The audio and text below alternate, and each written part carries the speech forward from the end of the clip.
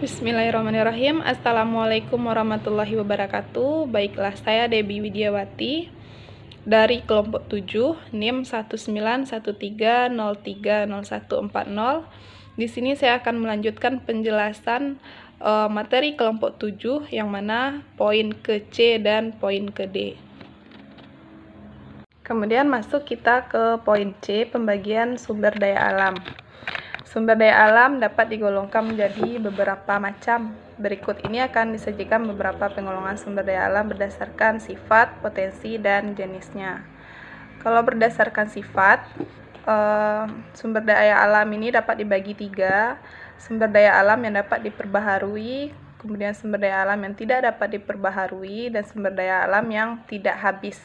Kemudian berdasarkan potensi, menurut potensi penggunaannya, sumber daya alam ini dapat dibagi beberapa macam, antara lain sumber daya alam materi, kemudian sumber daya alam energi, kemudian sumber daya alam ruang.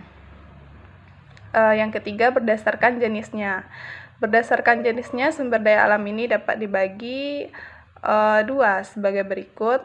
Sumber daya alam non-hayati, yaitu abiotik, kemudian sumber daya alam hayati, yaitu biotik.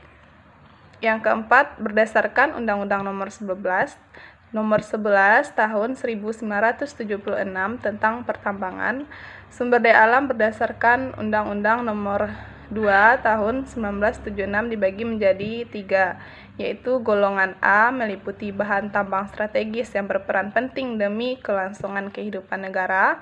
Kemudian yang golongan B termasuk bahan tambang vital yang merupakan bahan galian, yang mana ini berperan penting dalam kegiatan perekonomian negara yang akan dikuasai oleh negara. Kemudian golongan C meliputi bahan tambang yang tidak termasuk ke dalam golongan A dan golongan B. Selanjutnya poin D, prinsip dan dasar pengelolaan sumber daya alam. Manusia harus menyadari yang mana sumber daya alam ini bukan hanya untuk digunakan kepentingan sekarang, tetapi juga untuk kesejahteraan anak cucu kita di masa depan. Untuk merawat sumber daya alam sangat diperlukan perhatian serta beberapa prinsip dalam pengelolaan sumber daya alam yang dilakukan oleh pemerintah yang bekerja sama dengan lembaga maupun masyarakat. Yang pertama ada namanya prinsip ekofisiensi, yang mana prinsip ini sumber daya alam menggunakan sumber daya alam dengan biaya yang murah dan minimalkan dampak negatif terhadap lingkungan. Yang kedua yaitu prinsip optimal. Kemudian prinsip optimal ini yaitu secara optimal, berarti sumber daya alam dimanfaatkan secara dengan maksimal, namun harus meminimalkan kemungkinan kerugian yang dapat ditimbulkan. Ini demi kemakmuran rakyat yang seutuhnya, serta harus memperhatikan keberlangsungan secara keberlanjutan sumber daya alam tersebut di masa depan. Kemudian ada yang ketiga, prinsip lestari. Prinsip lestari ini, lestari sendiri artinya keadaan yang seimbang dan utuh.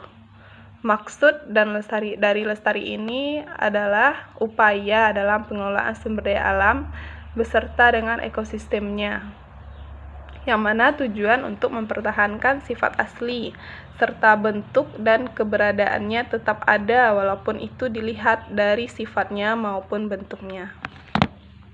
Baik, sekian dari penjelasan saya. Assalamualaikum warahmatullahi wabarakatuh.